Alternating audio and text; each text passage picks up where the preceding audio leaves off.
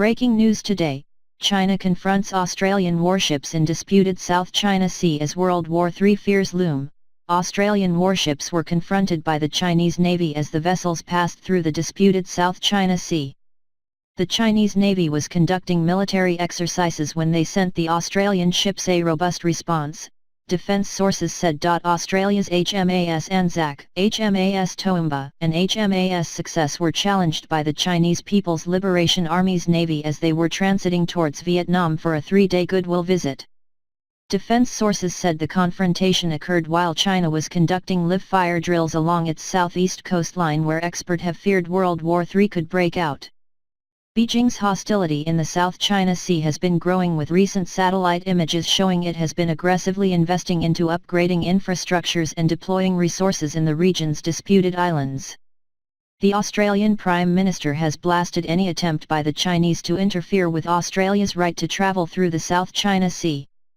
In accordance with international law, Malcolm Turnbull said, "We maintain and practice the right of freedom of navigation and overflight throughout the world and, in this context, we're talking about naval vessels on the world's oceans, including the South China Sea, as is our perfect right in accordance with international law."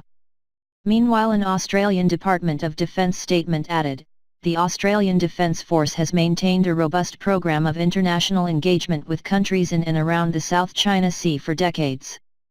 This includes bilateral and multilateral military exercises, port visits, maritime surveillance operations and ship transits."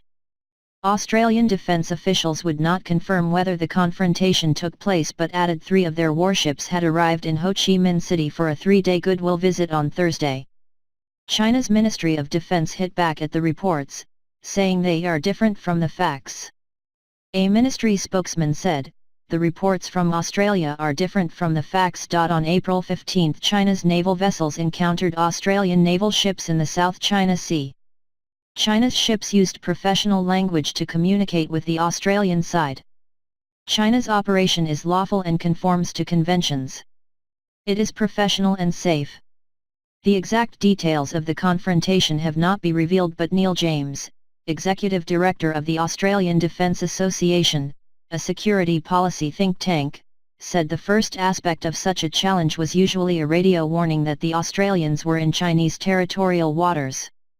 It would be a demand for identification and the Australian Navy would have replied that they were in international waters.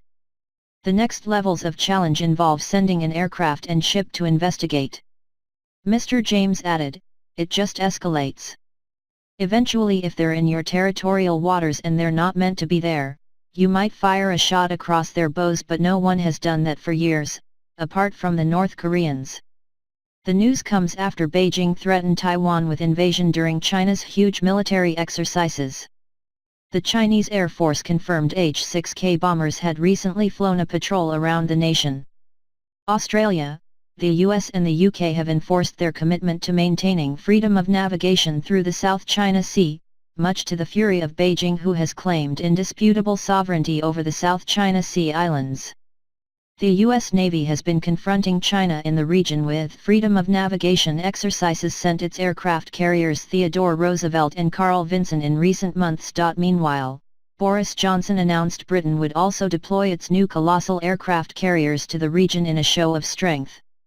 Speaking last year in Australia, Mr. Johnson said, "One of the first things we will do with the 2 new colossal aircraft carriers that we have just built is send them on a freedom of navigation operation to this area to vindicate our belief in the rules-based international system and in the freedom of navigation through those waterways which are absolutely vital for world trade." The Foreign Secretary added that they were not only longer than the Palace of Westminster but more persuasive than most of the arguments you will hear in the House of Commons. His comments came after a Chinese spy was detected near the Australian coast where joint war exercises were being conducted with the US and New Zealand.